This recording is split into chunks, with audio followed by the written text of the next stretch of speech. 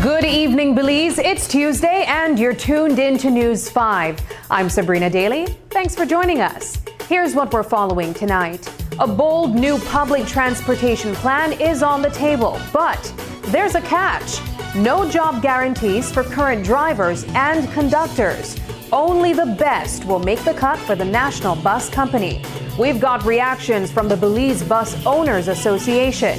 In the West, a community is on the edge as the search intensifies for 13-year-old Lizzie Suntekun, a Guatemalan student who vanished from Socots.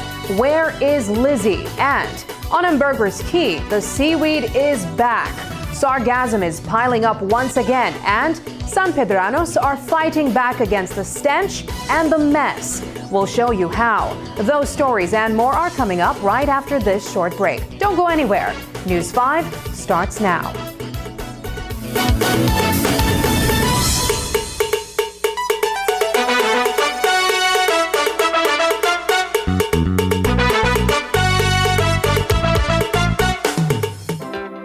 From humble beginnings to the nation's #1 poultry provider, join Quality Poultry Products as we celebrate the journey with a grand motorcade through the Old Capitol.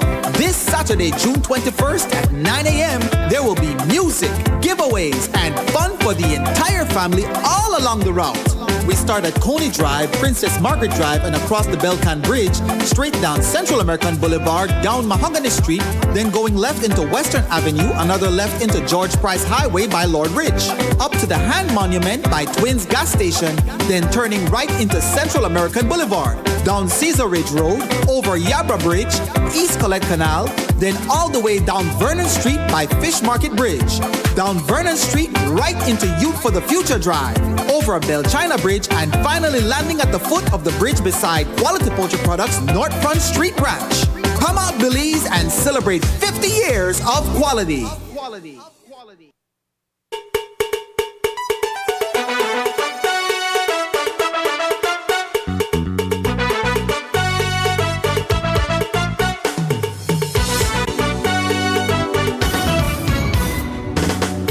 Welcome back. There's a bit of a shakeup happening in Belize's public transportation sector. Today, Dr. Luis Zabane took to the podium at the Biltmore, hoping to clear the air and maybe calm a few engines over his ministry's bold plan to launch a national bus company. While the Belize Bus Owners Association is pumping the brakes, raising concerns and resistance, Minister Zabane says not so fast, claiming many operators, especially in the south and west, are already on board.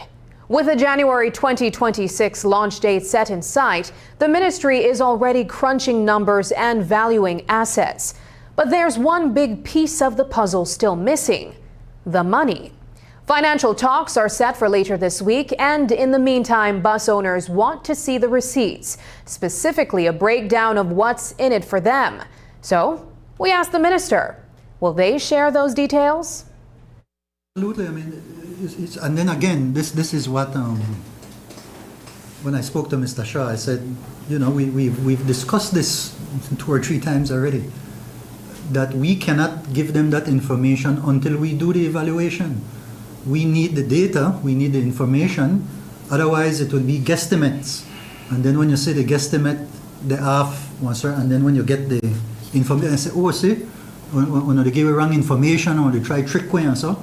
No, we have to do this thing the right way. We have to give the time that is necessary for the auditors to do their work, and then present us with the data. Then we can take that data and do a proper projection, because now we have information of the cost structure. We have proper information of how a small operator compares to a large operator, and what would likely be the cost structure for the consolidated company. Then when you have that, then you can give them a comparison.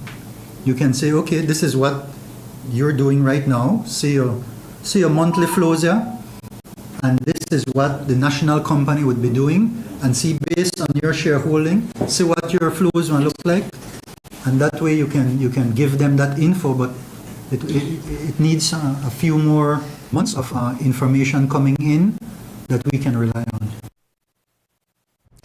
While bus operators are calling for a breakdown of profits and dividends tied to the proposed national bus company, everyday commuters are calling for something much simpler: better service. From overcrowded buses to reckless driving, passengers say the current system is long overdue for a tune-up. One of the biggest complaints: buses racing each other on the highway. Well, today we got the chance to ask a bus operator directly, why does this keep happening?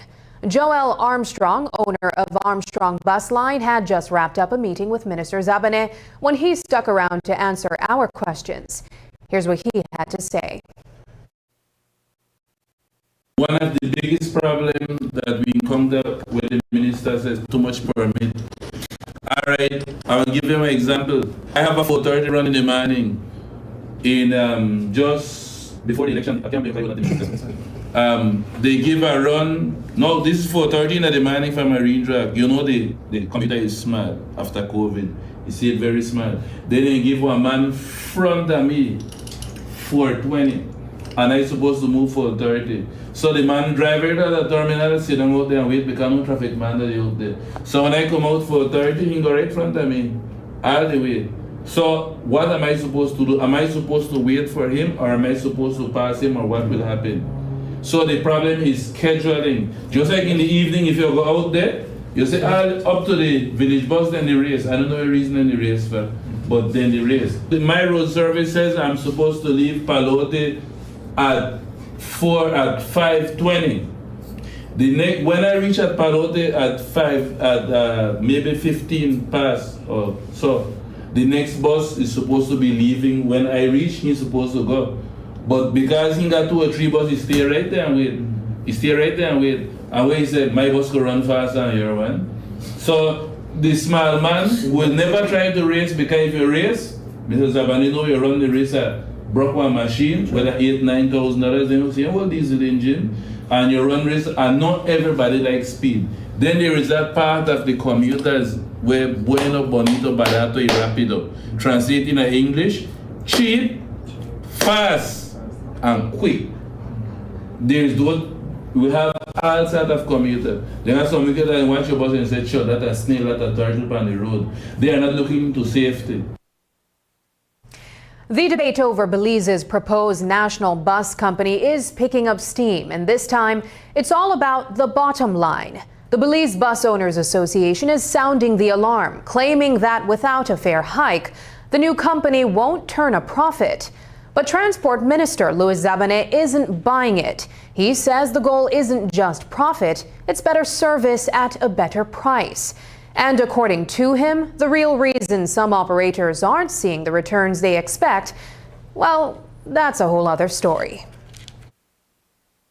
From our perspective, what the national company will be able to do, because it will have a wider spread between revenue and costs, is to ensure, now when I say revenue go up, I don't mean price go up, What I mean is that the money that should be for the company is coming into the company's bank account.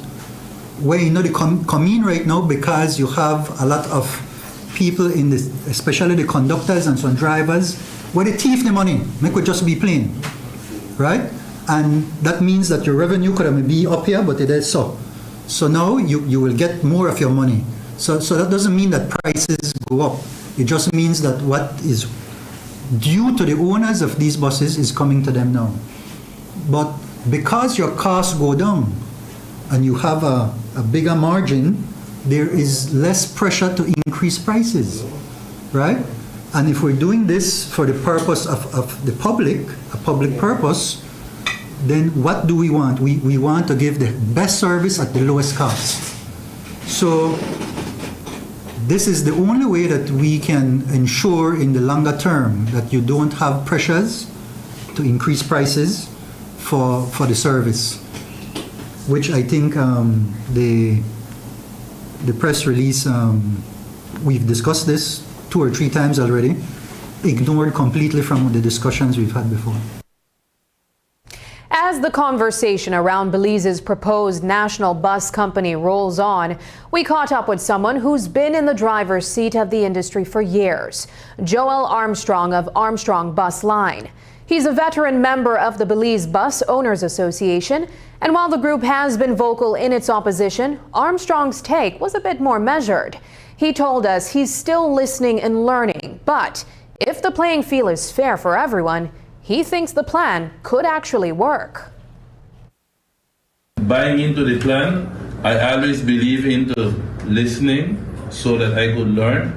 I have several meetings with the minister one-on-one and in public. It's a good plan while it is applied in the right way and you have responsible people. Because sometimes we say one thing, then we be one-sided. We say, Van and my friend Vice and give you better opportunity and don't worry about him in a small time. We need to be on a level playing field and make everybody get equal. You know, I say, oh, this man make a 5 bus, so when I try to squeeze Armstrong out and just give him one job, make him be the janitor of the bathroom and not to him and get, no. We need to, everybody is valuable. From the man in the office to the prime minister to the lady who got the basket from the head. That is the way that I believe as a human. We all work together, we're all one chain, and once one pop, everything shut down. Coming up, desperate search for Guatemalan child missing in Belize. More when we return.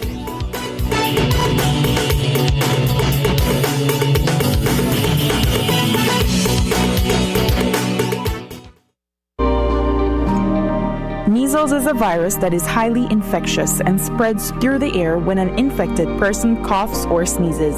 It often starts with a fever, cough, runny nose, and red, watery eyes, followed by a rash that spreads all over the body.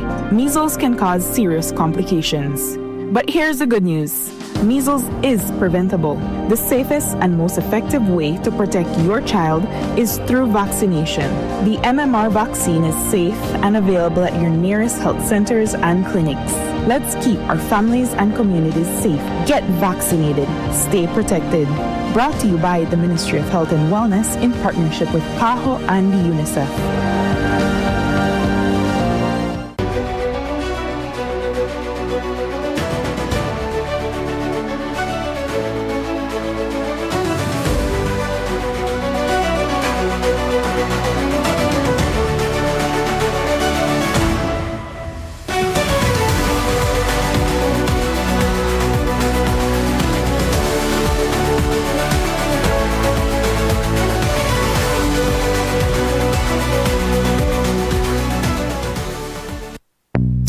Stop wasting your time and money. Come to Publix, where every dollar counts. So why shop anywhere else?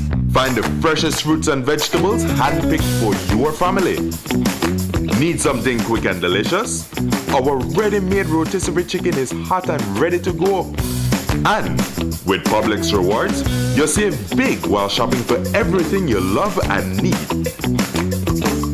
Publix, fresh, affordable, for you. Serving Belizean families for 27 years. My name is Christian Palma. I'm the owner of CRK Services, and I've been operating this business for 7 years in Big Falls, Toledo District. I use the Belize Bank online services because it's quite fast, reliable, and easy. Before I started to use the Belize Bank online services, I had to make a lot of trips into town, which cost me a lot, especially fuel. So the fact that I have to use my credit card every day, I can do an online instant payment and make my life easy. My customers can do payments towards me and it reaches in instant. As far as it's convenient for my business, I don't have to be up and down. I can do it anywhere I want. I would recommend you using the Belize Bank online services because for you, it will save you a lot of time.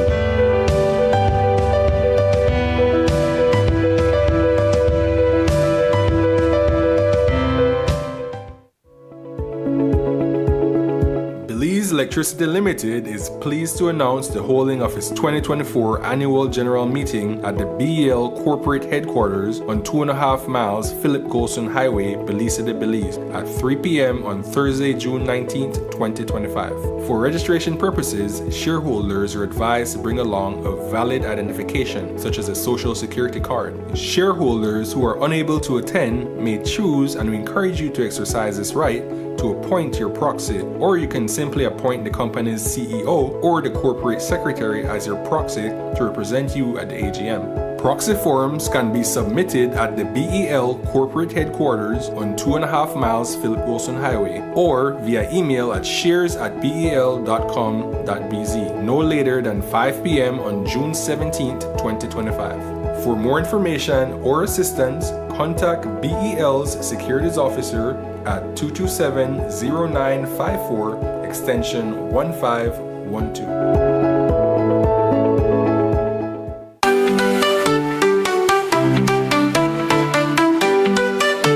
Summer, get ready to feel the heat, the beat, and the energy of Belize like never before. It's Summerfest 2025.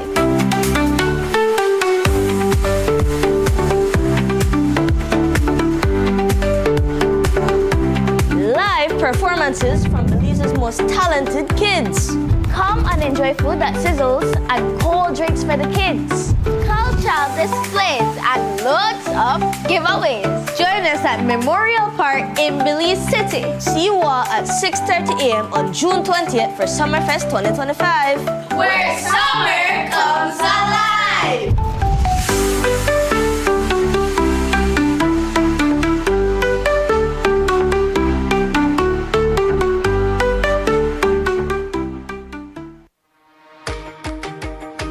In our world that's always changing, one thing stays the same.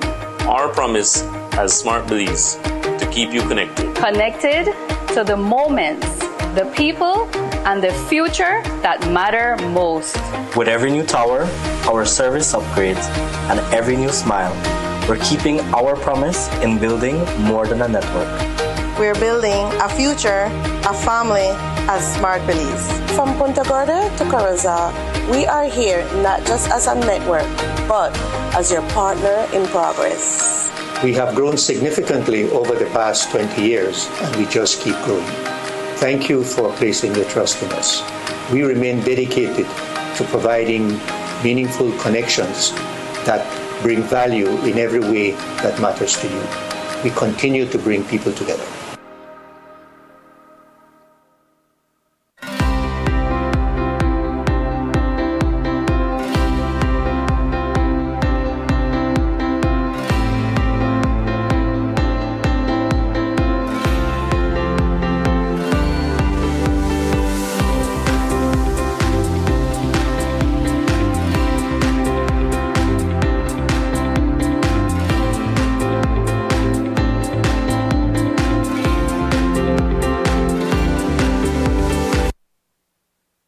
Tonight, there's a developing and deeply concerning story out of western Belize. A desperate search is underway for 13-year-old Lizzie Suntekum, a primary school student who vanished from the San Jose Roman Catholic School compound on Monday afternoon. Lizzie, who was supposed to remain on campus for the school feeding program, reportedly told a friend her aunt would be picking her up just before 1 p.m. But when she didn't return to class, the school quickly alerted her family. Lizzie and two of her siblings make the daily cross-border journey from Melchor to attend school in San Jose Socots, a routine that's common in the area, but one that adds a complex layer to this already troubling situation. Her mother is from Melchor, while her father's family lives in Socots. We spoke with Lizzie's grandmother by phone earlier today, and here's what she had to say. We went to see the principal, what happened, but the principal saying don't know nothing, only the children saying that she told Julian that 12:45 her aunt will come and get her. When the teacher noticed that she did not come in class, that's what happened, that she tell the principal, and the principal called the mom, and from that time we hear that she disappeared. I know that there is a warden and the school have camera, and they say that they don't see her. Wow. Only the student saying that she told her that 12:45 her aunt will come and get her, but she don't have no aunt. Only the mom have an aunt there in San Felipe named Sandra, and she was here around this weekend. I don't know if she take her. And the school, since they have a warden and they have cameras, you suspect that they would have seen when she left the campus? Yes, the principal know that the children that have in the feeding program, they don't go out from school. They stay there. How they will not know what happened? The person that have her, please release her. We are desperate. Thank you. This afternoon, the family was informed that Lizzie was seen using the restroom at Westrack in Roaring Creek Village. They have since made their way to the business establishment to request surveillance footage. We will continue to follow. Belize is taking a big step forward in protecting its most vulnerable citizens, its children. On Monday in Belize City, the Department of Human Services launched a national training program aimed at sharpening the skills of frontline social workers. It's a week-long initiative designed to help these professionals produce stronger, court-ready reports, key tools in cases involving custody, adoption, and child protection. The training is being led by social policy expert Dr. Greg Nunes, with support from UNICEF, and it's all about making sure every child's best interest is front and center. If we're to be concerned about the best interests of children, then we must be serious in continued education and training that impact the paramount consideration in all cases. To properly serve families and children, the court requires accurate reports, social workers who understand the importance of law and its legal requirements. Without continued training for social officers, we will have failed our society at large. I am most grateful for the desk review and subsequent revision of the court-mandated social reports, the SIRs. They focus on ensuring accuracy, objectivity, and an adherence to establishing standards for social workers and the practice.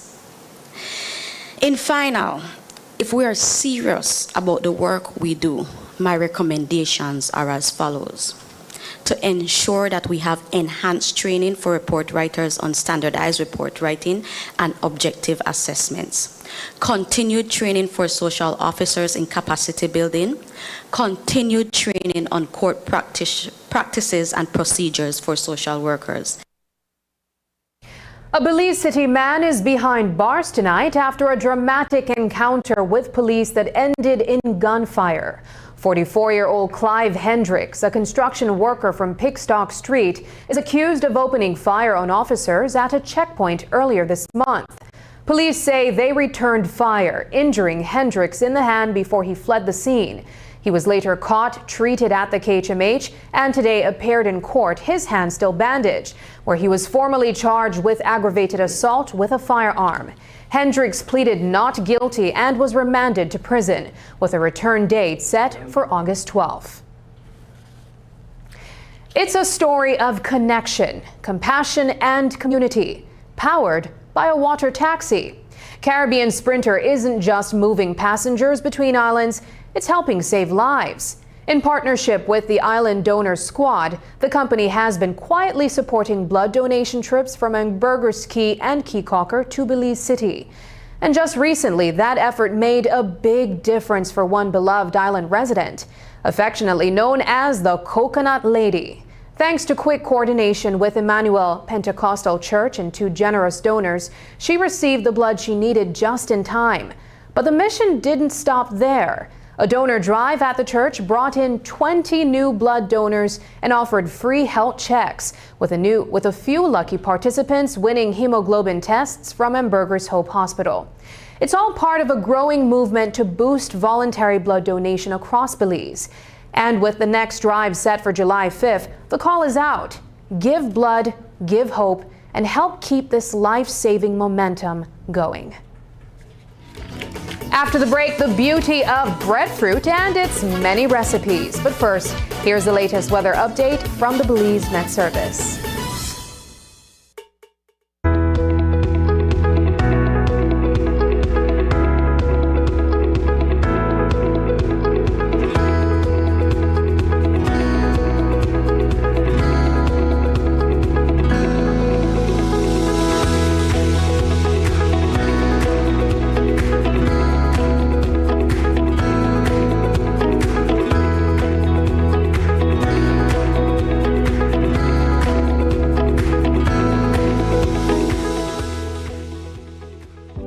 Shop smart for your Samsung devices in Belize and enjoy benefits you won't get anywhere else. When you shop locally for your Samsung, all your devices will be covered by a 1-year local warranty.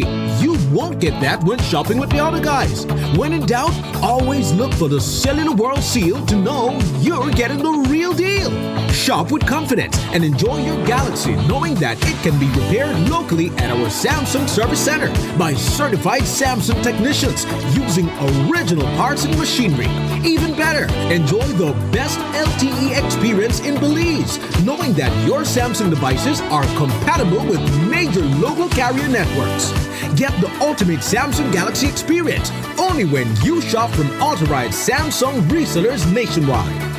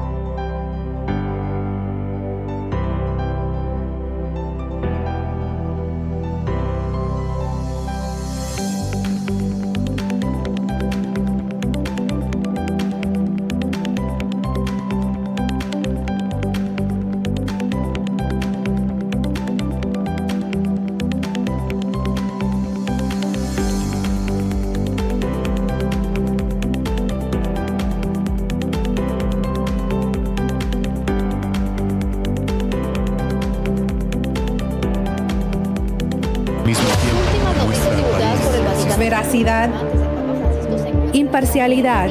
Este es el término utilizado. Hemos estado haciendo el trabajo como organización. Y tus noticias en español. Están en aguas beliceñas, entonces esta bandera se queda aquí. Sintoniza Canal 5 cada viernes a las 7 de la noche. Tenemos que resolver los grandes problemas de este país. Su voz importa, su acción cuenta. Transfusión sanguínea, elementos que indican un deterioro evidente del estado de salud. Somos Noticiero 5 semanal. Perdió la vida en un heroico intento de proteger a su hermano. El Tribunal de Magistrados de la ciudad de Belice se paralizó. La policía está investigando 2 asesinatos separados. Tu fuente de información.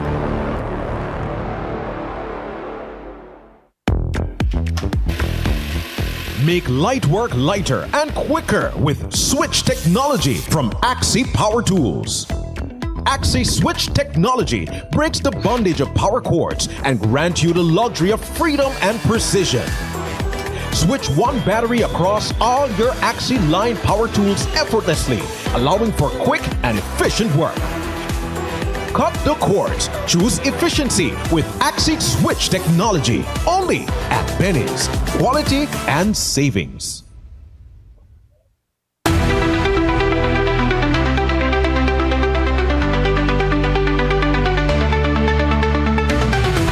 Are you ready? Are you ready?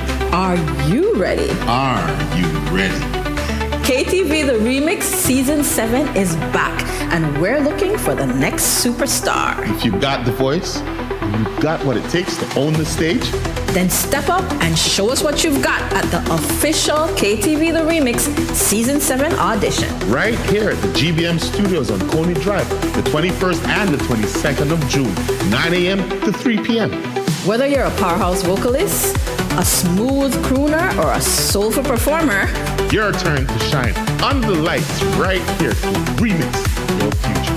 The winner walks away with $10,000, prizes, and bragging rights as Belize's next top talent. Only the best make it to the bliss. Will it be you? KTV The Remix Season 7. It's bigger. It's bolder. It's awesome. Let the remix begin.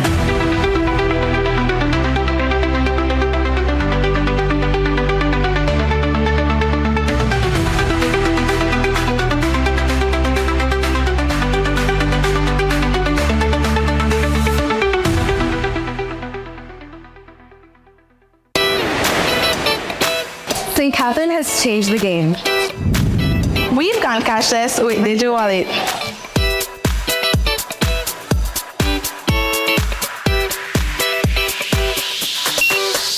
Now grabbing a bite in the cafeteria is a whole new experience. Who needs cash? We just pay with DigiWallet. And all our accounts are linked directly to our ID cards. It's quick, safe, and super easy. Download and try DigiWallet today. Set trends. Keep it cashless with DigiWallet. Let us help you to empower your school with DigiWallet. Streamline payments, elevate efficiency.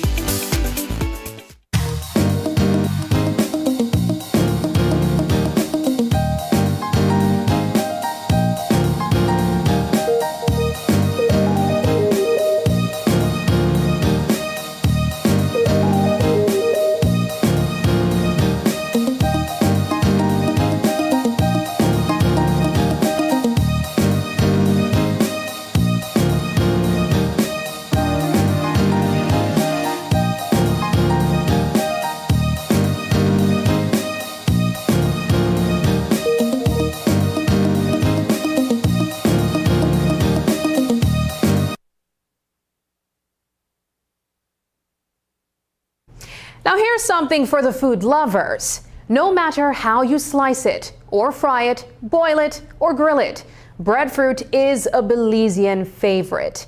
It's more than just a staple. It's a part of our culture, our kitchens, and our cravings. But one Belizean entrepreneur has taken his love for this versatile fruit to a whole new level.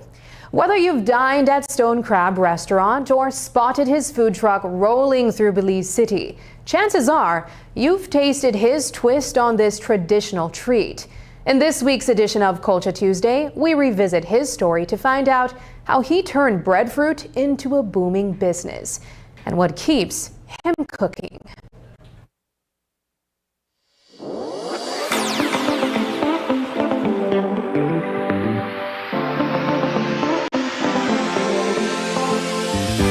If you like breadfruit, then you love the number of ways that Chef Tim August shows you how you can serve it up. He came to Belize City to show us his skills in using this fruit. We came to Belize City. This is our, second trip for this year, and we are here to promote breadfruit.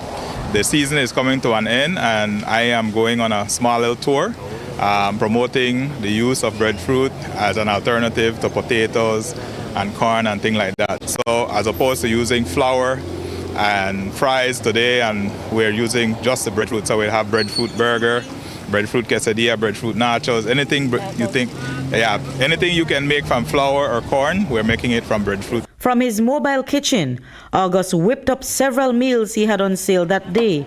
For him, breadfruit is a win-win because not only is it healthier than starchy potatoes, but pound for pound, it is also cheaper. Breadfruit has a lot more health benefits than potato, and what gets me is the price. Potato is $2.50 a pound, and breadfruit is about 50 cents a pound. So if you're in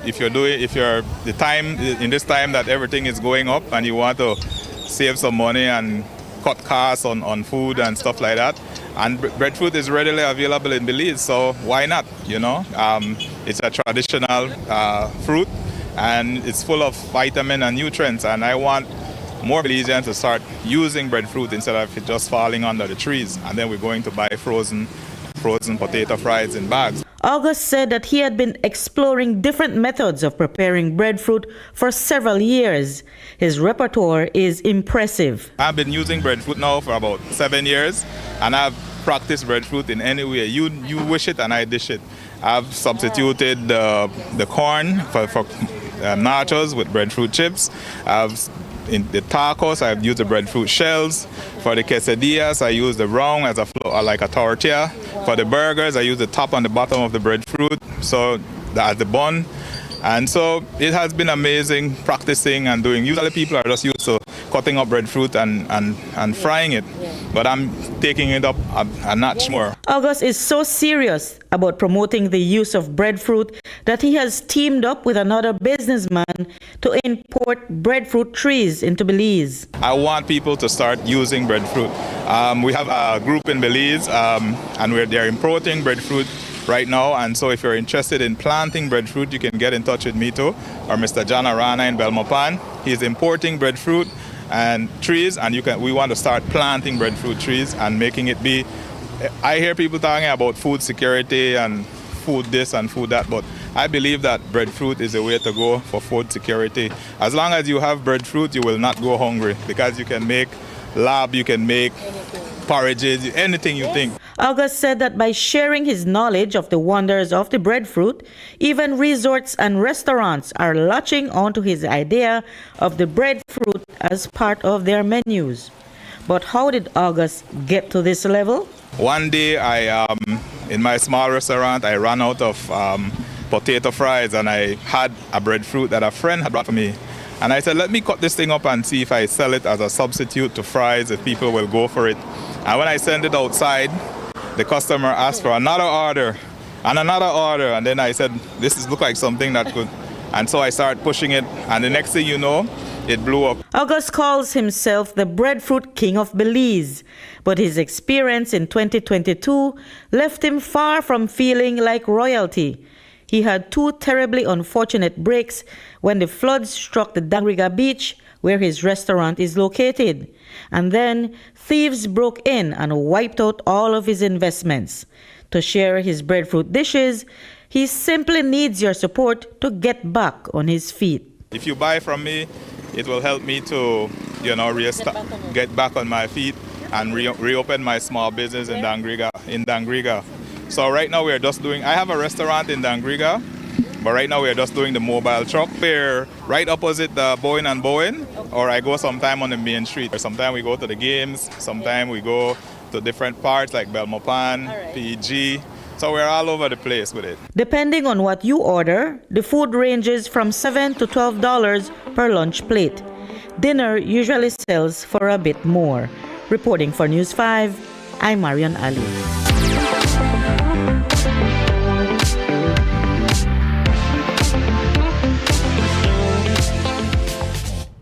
And we're back to our headline story. Belize's proposed national bus company. One of the big questions raised at today's media briefing with Transport Minister Louis Zabané was about job security.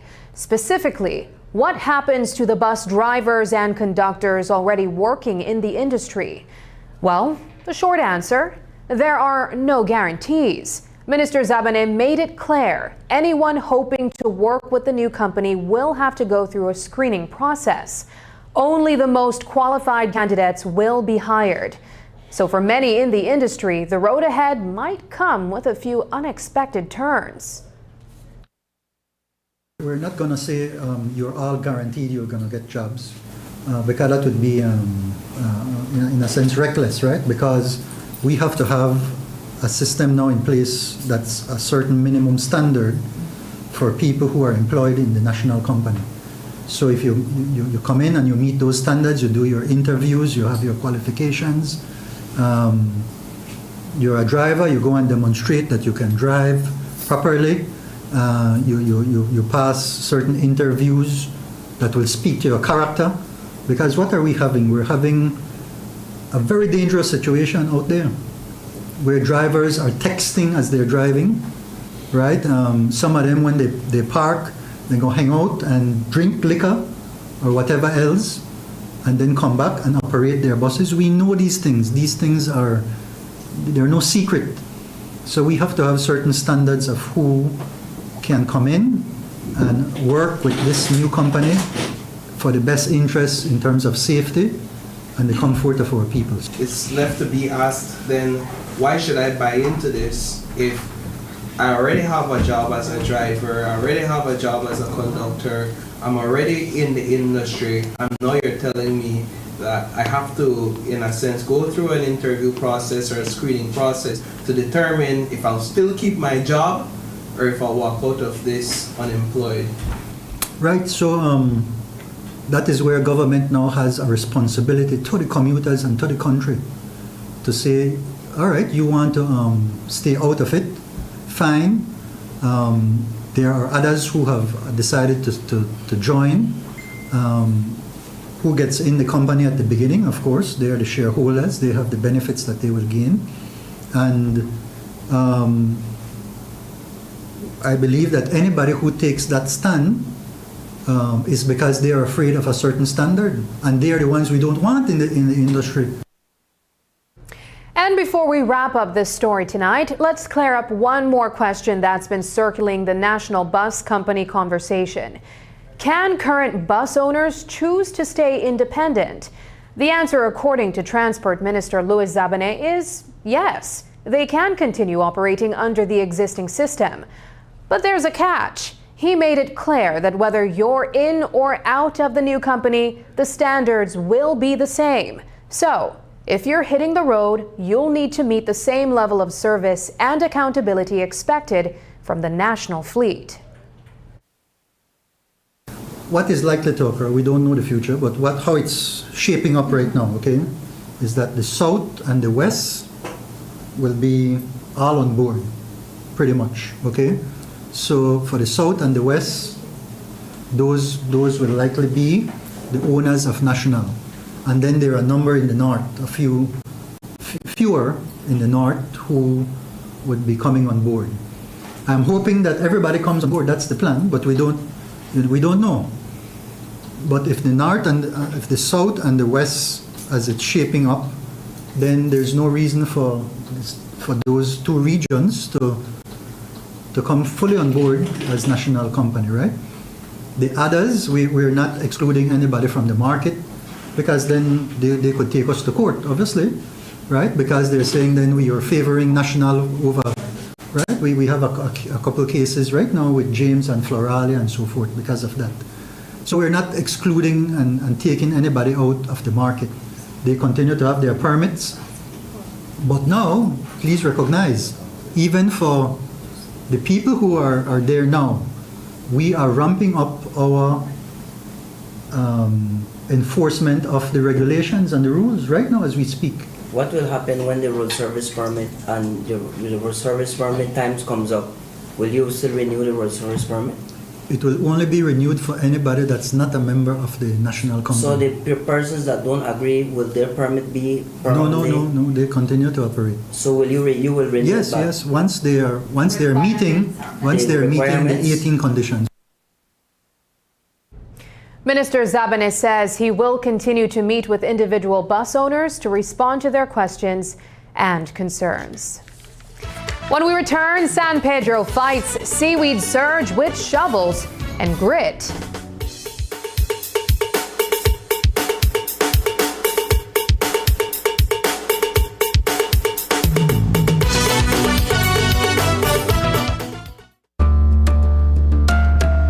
Belize is blessed with incredible beauty, from our lush rainforests to our crystal clear seas. But this beauty is under threat. Plastic pollution is choking our oceans, harming our wildlife, and putting our communities at risk. This World Environment Day, let's stand together to beat plastic pollution.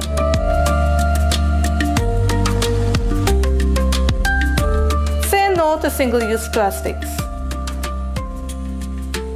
Choose sustainable options. Support businesses that care.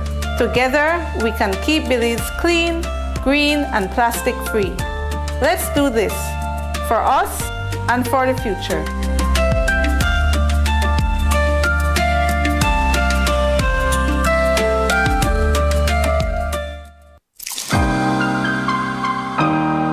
Electricity powers our lives, but it must be handled safely and correctly.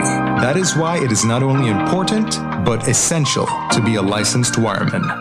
Being licensed means you are trained, tested, and trusted to do the job according to acceptable industry standards.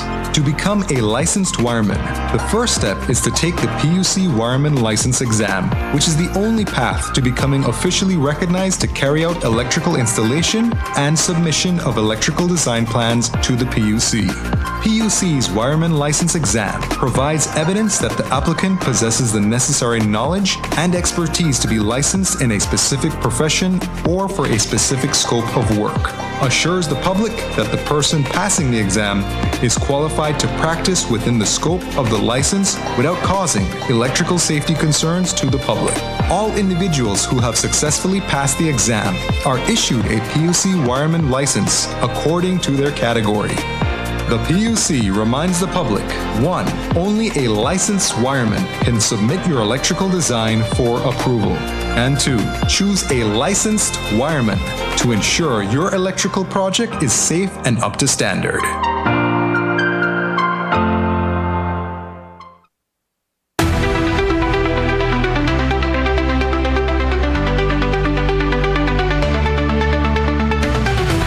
Are you ready? Are you ready?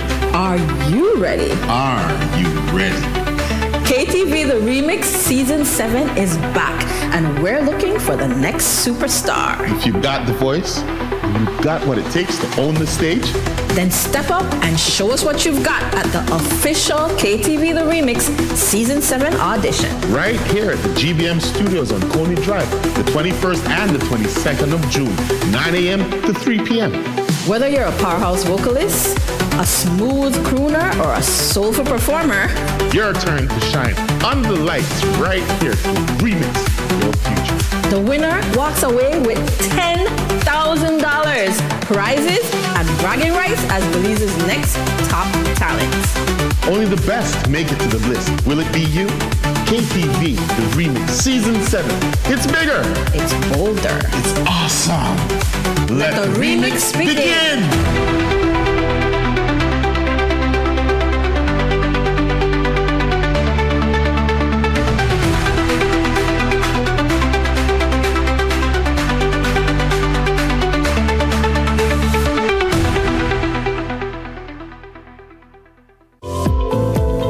unwrap the joy of crystal clear picture and sound from Aiwa, the brand that offers you affordability and exceptional quality. Aiwa has a wide range of exceptional products to choose from, such as TVs, speakers, headphones, home appliances, and much more at affordable prices that won't break the bank. Enhance your audio-visual entertainment experience with Aiwa, and for your convenience, parts are readily available in country for hassle-free maintenance. You can find Aiwa products at your local electronics store countrywide. Choose Aiwa, the best in home entertainment and household appliances.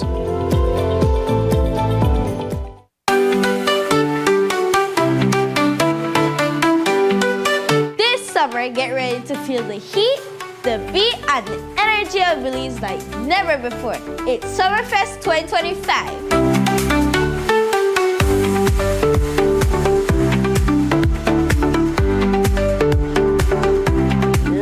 Performances from Belize's most talented kids. Come and enjoy food that sizzles and cold drinks for the kids. Cultural displays and loads of giveaways. Join us at Memorial Park in Belize City. See you all at 6:30 a.m. on June 20th for Summerfest 2025. Where summer comes alive!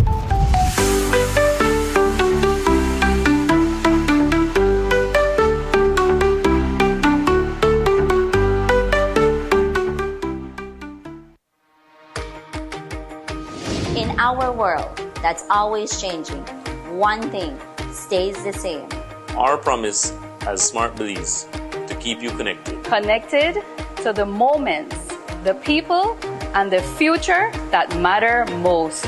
With every new tower, our service upgrades, and every new smile, we're keeping our promise in building more than a network. We're building a future, a family as Smart Belize. From Punta Gorda to Corozal, we are here not just as a network, but as your partner in progress. We have grown significantly over the past 20 years, and we just keep growing. Thank you for placing your trust in us. We remain dedicated to providing meaningful connections that bring value in every way that matters to you. We continue to bring people together.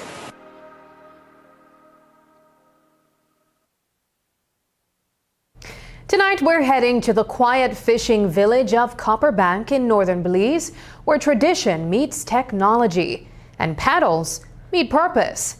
It's not your typical race day. Picture this: local fishers, their families, and sleek dugout canoes called cayucos, lining up for a high-energy race across the water. But this isn't just about speed. It's about community, culture, and a new wave of data-driven fishing that's helping protect the ocean and the people who depend on it. From catch logs to cayuco races, this is a story of innovation, resilience, and the power of paddling forward together. Here's News 5's Isani Cayetano. When we think about fishing, we often picture the catch, the first snapper, the lobster, the bounty of the sea. But behind every haul is something just as important, the data. That's right. Catch data is becoming a lifeline for small-scale commercial fishers across the region. It's not just about numbers on a clipboard. This data helps protect fish stocks, support local livelihoods, and ensure that the ocean can keep giving for generations to come. As part of the licensing process, fisher captains are required to submit a logbook as part of their license requirements. And so we thought of a way, how might this be easier for fishers to do? And we thought that having an app, it's more portable than a paper base, which is what they're doing right now. And it also allows them to be able to upload and share information with the fisheries department in real time. Catch data tells us what's being reeled in and how much of it. That might sound simple, but it's a big deal. This info helps scientists and fisheries managers keep tabs on fish populations, spot any troubling declines early, and make smart decisions about when to fish, how much to take, and when to give the ocean a break. It's all about keeping our oceans healthy and our seafood sustainable. So the same information that the fisheries department has, fishers also have, so that when we talk about understanding how data and having a scientific a data-driven approach to fisheries management, that it becomes more understandable for fishers because it quantifies what they're seeing. And then it allows a lot more interaction and a lot more versatility and quickness in terms of sharing of data with these two platforms. Welcome to Copperbank, a tiny fishing village tucked along the tranquil shores of Laguna Seca in the Corozal district. With its scenic waters, rich cultural roots, and a community built on fishing and farming, Copperbank is more than just a dot on the map. Here, life moves to the rhythm of the tides and traditions run deep. We're here in Copperbank during the close season of conch and lobster, meeting with fishers who are now signed up for a e-logbook, which is an electronic catch logbook that fishers will now use to submit their catch data. For small-scale fishers, every trip out to sea is a careful balance of time, fuel, and hope. But what if the secret to a better catch and a better living wasn't just in the water, but in the data? By knowing exactly what's being caught and when, fishers can plan smarter trips, save on fuel and gear, and head straight to the most productive spots. But it doesn't stop there. This data is also giving them a stronger voice at the policy table, showing just how much they contribute to our economy and food security. So to sign fishers up for the e-logbook, they are required to have an email address. So what we did is, for fishers who did not have an email address, we created one for them and explained how that can help them keep track of their data and how they would use it to work with the app and how easy it was. And we also demonstrated the use of the app and walked them through it so that they themselves got a feel.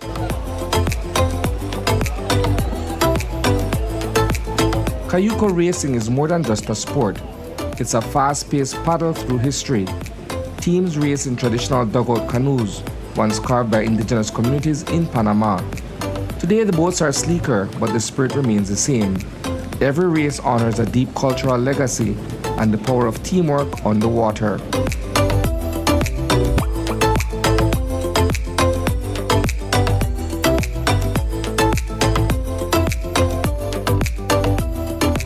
We are here with the captains of the vessels, and they are the ones who are signing their crew members onto this Cayuco race. So it's a two-man race, and we partner with WWF, DFC, and Belize Audubon Society to make this possible. So we came up with the idea of having a Cayuco race because they already have Cayucos, and this is just another fun way to get the families out. And so we're really excited about the fact that we have participants from neighboring communities, Copperbank and Chanush. And these are fishers who work in the same space, Area 6 largely, and we took this opportunity to get them to sign up.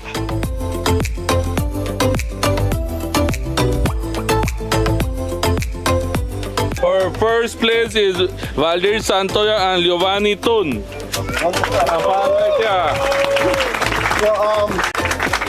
This is $600. So I gotta count it right. 1, 2, 3, 4, 5,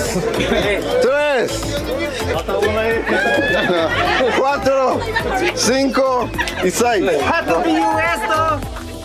6. Reporting for News 5, I am Isani Cayetano. It's that time of the year again in San Pedro when the sun gets hotter, the winds pick up, and the beaches start disappearing under mountains of seaweed. We're talking about the annual sargassum invasion, and it's hitting hard. But while high-tech solutions have come and gone, the San Pedro Town Council is going old school: shovels, wheelbarrows, and sheer determination. Since February, they've been tackling the tide of seaweed head-on. News 5's Brittany Gordon takes us to the front lines of this sandy, salty cleanup battle. Belize's beaches are a hot spot for Easter and summer getaways. Sun, sand, and sea, drawing crowds from near and far. But just as the vacation buzz kicks in, so does an unwelcome guest, sargassum. This brown, smelly seaweed rolls in by the ton, covering the coastline and turning paradise into a cleanup zone. It's stubborn, it stinks, and it's back. Well, it's usually around closer to Easter, summertime, when the winds pick up, when the sea temperatures are higher, right? When everyone wants to go to the beach because it's super hot, that's when the sargassum is blooming out there, right? And when the wind picks up, it's just bringing the sargassum from way out there in the Caribbean up to our shores. Most of the sargassum drifting through the Caribbean heads north towards Cancun, but some of it still finds its way to Belize. According to the latest forecast, San Pedro and Key Cocker are expected to see heavy buildups.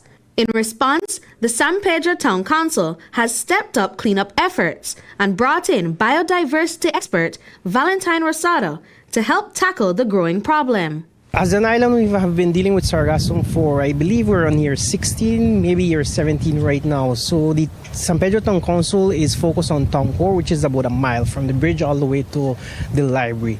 And that's where the focus of the Town Council has been. My involvement has been mostly to come in and advise in figuring out how to be a little bit more efficient with the cleanup.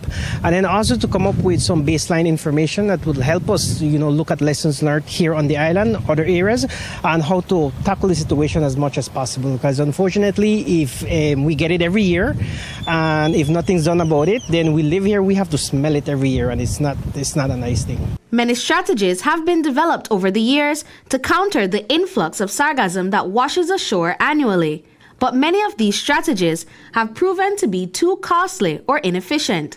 This year, the council has taken an old-school approach by increasing manpower and hitting the beaches with shovels and wheelbarrows. The main strategy is getting out of the water as quick as possible. I know that one of the big challenges that we keep seeing is all these solutions that people try to come up with, big machinery, how can we make the sargassum disappear? How can we have some kind of bigger effort? And from what we have been looking at, the main thing is getting out of the water, and manual is cheaper and a lot more efficient, right? It might not seem that way, but the thing is that it becomes overwhelming when we have areas that there's no focus, and then 1 day pass, 2 day pass, 3 day pass, and you have that whole accumulation of sargassum. It begins to smell, and it begins to be super overwhelming. After the sargassum is hauled out of the sea, it is transported to a deposition site to be turned into landfill. So what we explored here is looking at what traditionally has been done with sargassum. Traditionally, you take sargassum off the beach and use it to fill low-lying areas.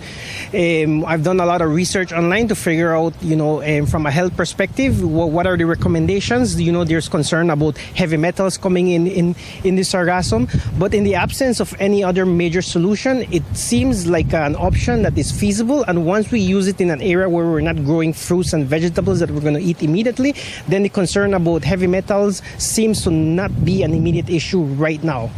However, what we're doing in the deposition site is we're doing it as long-term monitors. So we know exactly where the sargassum is going, and it gives us that location where we can monitor long-term to really continue tracking whether there are going to be any health implications later on. What if the seaweed piling up on San Pedro's shore could actually become something good? That's exactly what the town council is aiming for. Instead of just clearing away the sargassum, they're planning to transform the area into a vibrant public space for sports and recreation, turning a coastal nuisance into a community win. It's a fresh take on an old problem, and it's got locals talking. Brittany Gordon for News 5.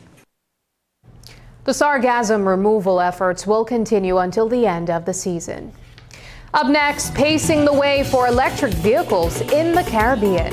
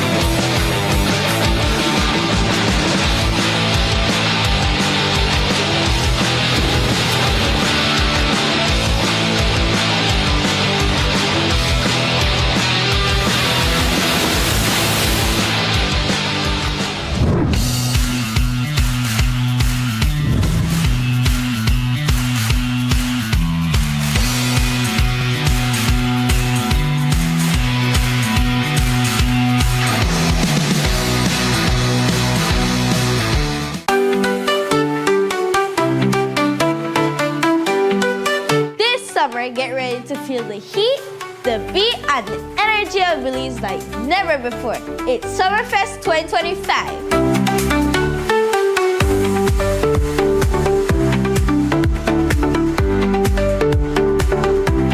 Live performances from Belize's most talented kids. Come and enjoy food that sizzles and cold drinks for the kids. Cultural displays and loads of giveaways. Join us at Memorial Park in Belize City. See you all at 6:30 a.m. on June 20th for Summerfest 2025. Where summer comes alive!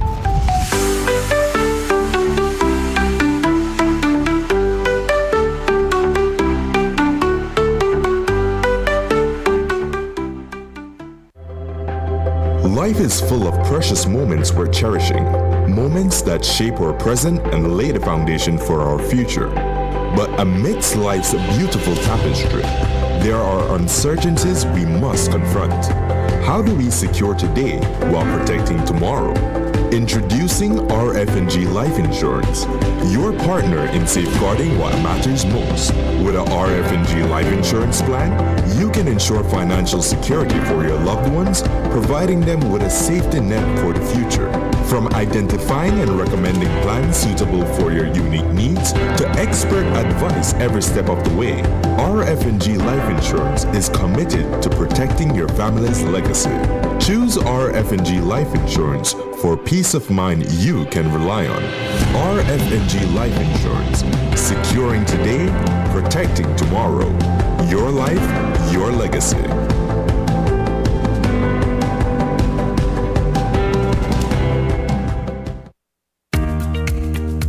Here's how to access your contribution history on the My Social Security portal. First, go to your browser and type ssbportal.org.bz. Enter your email and password, then click Log In. Once logged in, you'll see your full portal account on the screen. On the left-hand side, you'll notice a drop-down menu for added features. Click on History. Choose Contributions. Read the disclaimer, then click Continue. You'll now see a full window displaying your contribution history. In the table, each row represents a different year. For example, let's look at the year 2024. Click on the row and a detailed breakdown will appear. This breakdown includes your employer's name, your earnings for each month and week, contribution type, the amounts paid, and that's how you can explore the new contribution feature on the My Social Security portal. It's quick, easy, and keeps your Social Security information right at your fingertips. Create your account today.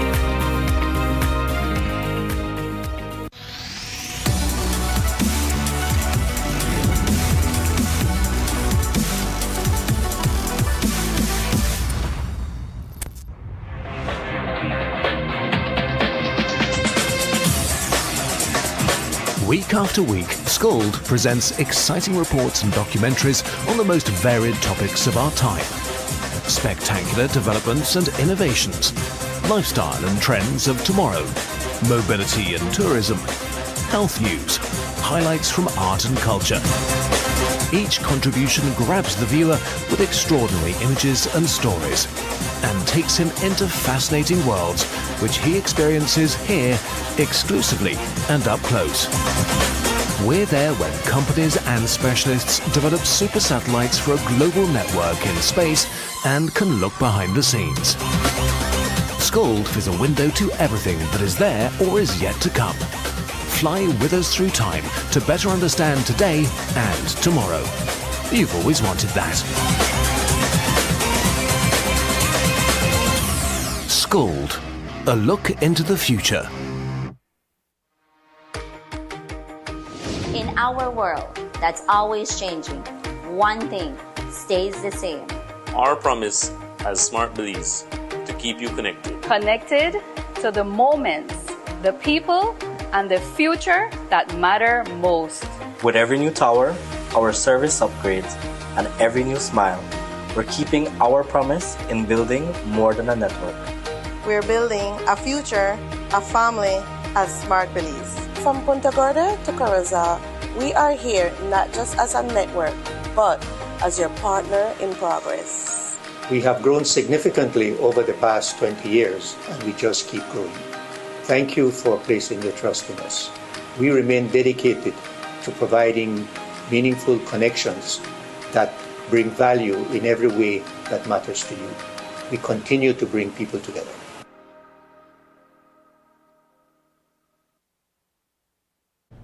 You've probably noticed them zipping on the streets. Electric vehicles are no longer a rare sight. Over the past decade, they've quietly become a go-to option for cleaner, greener travel. But while EVs are gaining ground, there's still a gap when it comes to keeping them running. That's because not many people are trained to fix or maintain them yet. This week, that's changing. Technicians from across the region are in Belize City getting hands-on training at the Institute for Technical and Vocational Education and Training. News 5's Brittany Gordon has the story.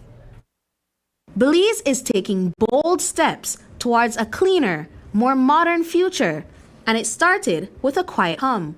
Last month, the Belize City Council rolled out the e-ride taxi service, giving residents a new way to get around quietly, cleanly, and sustainably. It's the latest move following last year's launch of electric buses. But while the city is charging ahead, many drivers across the region are still pumping the brakes. High cost and a lack of trained mechanics are keeping electric vehicles from going mainstream. That's why this week, technicians from across the region are gathering at IT Vet in Belize City to get hands-on training in EV maintenance. Particularly, I have a passion for renewable energy and anything green, and it's always a joy to share that knowledge with people, whether local, regional, or international. What are some of the topics that are being covered during this training specifically? Specifically, as you know, you have your internal combustion engine, and then you have your hybrid or your electrical. So what we want to do in the first case is make sure participants have a firm understanding of the internal combustion engine, and we explain the slight differences between the internal combustion engine versus the hybrid and the electric vehicles. This week, a regional training effort is bringing together minds and mechanics from across the Caribbean. It's a powerful collaboration between Belize's own Institute for Technical and Vocational Education, the University of Jamaica, and Trinidad and Tobago's National Energy Skill Training Center. And for Jamaican technical trainer ML Clark, it's more than just a workshop. It's an exciting opportunity to help shape the future of sustainable transport in the region. So far, so good. Being here in the EV environment, or the EV era of electric vehicles, it has been full of knowledge we can pass on. I'm also a technical trainer in Jamaica, so I'm carrying back all of this wealth of knowledge that I gain here, right, in Belize, back home to my country, that's Jamaica, to impart it to my students as a trainer. Grant, who has been working with electric vehicles and other forms of renewable energy for almost a decade, says this training is a key step towards popularizing the vehicles in the region. So a lot of people are hesitant to buy electric vehicles because they are of the belief there is no one to maintain them. And this training here is really a trainer where we will expose these trainers present, and they will now go back and teach their students to make them well equipped to deal with both hybrid and electric vehicles. Clark plans to take this information back to Jamaica, where he will pass it on to the youth and adults he educates. Good to share information, good to communicate with each other, good to learn from how the manufacturers are building the vehicles and our safety. Safety is one of the most important things regarding to this hybrid and EV. So safety first. What are the safety steps to take to acknowledge and to embrace it, and to move forward with the era of EV and hybrid. Participants were not only educated in how to maintain these vehicles, but were exposed to different models that may not be available in their country yet. Other parts of the Caribbean get different type of vehicles. For example, now we have a duo here, where in my country we don't have it. We must have our BYD, we can have our MG, right? So it's different type of model vehicles. But it's good to share knowledge. That's what I'm doing now, share knowledge for everyone else. About 20 technicians are participating in the week-long training, and by Grant's assessment, they have been high performers. And what has the feedback been like thus far in terms of participation? Are they receptive? Are they learning and really, gathering the skills that you're trying to impart on them? I would say yes, they are very receptive, they're very motivated, and hopefully they could make a positive impact in the CARICOM region. The Regional Electric Vehicle Workshop wraps up this Friday, and then the journey continues. Trainers will be packing up their toolkits and heading to the next stop, Grenada. Brittany Gordon for News 5. And that's the news. Tonight's broadcast is available at greaterbelize.com, on our Facebook and on YouTube. I'm Sabrina Daly. Thanks for joining us. And from all of us here at News 5, good night.